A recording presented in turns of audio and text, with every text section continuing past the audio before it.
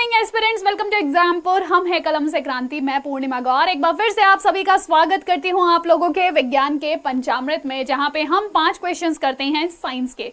तो चलिए फिर अपने एपिसोड्स को आगे बढ़ाते हैं और आज का आपका पहला क्वेश्चन है बायोलॉजी का। कहता है, देखिए एमटीएस 2021 में आपका ये सवाल पूछा गया है। बताइए, मतलब जो 2021 में पेपर हुआ था 2020 वाला। तो यहाँ देखिए सवाल कहता है कि मानव शरीर में लिपिड और प्रोटीन की छटाई, टैगिंग और पैकेजिंग वितरण होता है डैश के द्वारा। तो बताइए किसके द्वारा होता है ये काम।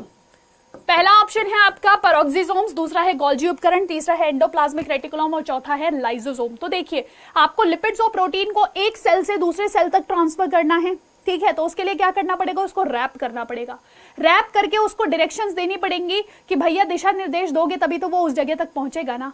तो ये काम किसका होता है, क्या ट्रैफिक कंट्रोलर का नहीं होता? तो जिसको आप ट्रैफिक कंट्रोलर कहते हो वही क्या है, वही इसका सटीक आंसर है।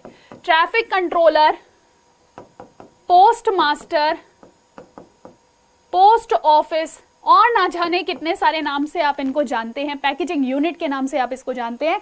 तो यही गोल्जी निकाय क्या होते हैं, यही गोल्जी निकाय आपके प्रोटीन और फैट्स को पैक करके और उसके बाद उनको जगह जगह आपके शरीर में भेजते हैं, ठीक है। नेक्स्ट क्वेश्चन आ जाता है कि अभी हाल ही में एक छोटा सा क्लिनिकल ट्रायल किया गया था 18 पेशेंट्स के ऊपर 18 रोगियों के ऊपर, जिसमें एक ड्रग दी गई थी डैश नाम की, जिसको 6 महीने दिया गया और इसके अंदर बिल्कुल अंतिम में क्या पता चला हमको, अंतिम में यह पता चला कि वो जो आपके ट्यूमर्स हैं वो बिल्कुल खत्म हो गए, ठीक है। तो यहाँ पे है पहला ऑप्शन है डोस्टरलिमैब, दूसरा है कोर्बेवैक्स, तीसरा है सुर्रा, चौथा है आपका क्यूनेलफोस, ठीक है। तो यहाँ पे ध्यान दीजिएगा कि ये जो आपकी दवा है ये है डोस्टरलिमैब। ये जो डोस्टरलिमैब है बच्चा, यह दवा आपकी किस चीज के लिए थी, ये आपकी जो शरीर के अंदर एंटीबॉडीज है ना उनको बना रही थी। और यहाँ पे बिना किसी कीमोथेरेपी या रेडियोथेरेपी के उस इंसान के, मतलब ये जो 18 पेशेंट्स है उनका जो रेक्टल ट्यूमर था, उनके जो गुदा के अंदर ट्यूमर था, कैंसर था, वो नष्ट हो गया, खत्म हो गया। उनकी कोई दवा इसको बाद में नहीं देनी पड़ी, ना ही उनको कोई ऑपरेशन इस पे करना पड़ा, ठीक है। तो डोस्टरलिमैब इसका सही आंसर है। तीसरा आ जाता है electrons in the highest energy level of an atom are called. भाई बताइए कि सबसे, जैसे अगर हम सोडियम की बात करें, इसका इलेक्ट्रॉनिक कन्फिग्रेशन है 281। तो यहाँ पे KLM, ये जो आपका M शेल है इसमें एक इलेक्ट्रॉन है, इसको क्या कहते हैं? तो क्या कह दोगे मैम, हम इनको वैलेंस इलेक्ट्रॉन्स कहते हैं। CHSL 2016 का आपका ये सवाल है। नेक्स्ट क्वेश्चन आपका बॉटनी से आ जाता है। कहता है ड्यूरिंग फोटोसिंथेसिस हरे पौधे जो हैं वो कौन से गैस को अवशोषित करते हैं? Nitrogen, carbon dioxide, carbon monoxide या ऑक्सीजन? तो हम सभी जानते हैं मैम फोटोसिंथेसिस में CO2 और H2O आपस में मिला के क्या देते हैं आप लोगों के लिए? C6H12O।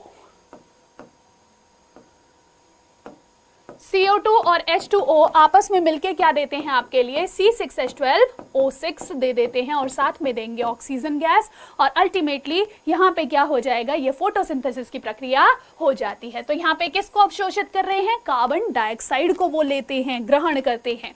लास्ट क्वेश्चन अपना फिजिक्स का कहता है गति के दूसरे नियम के अनुसार किसी दिए गए बल के लिए त्वरण किसी वस्तु के डैश के विपरीत अनुपातिक होती है।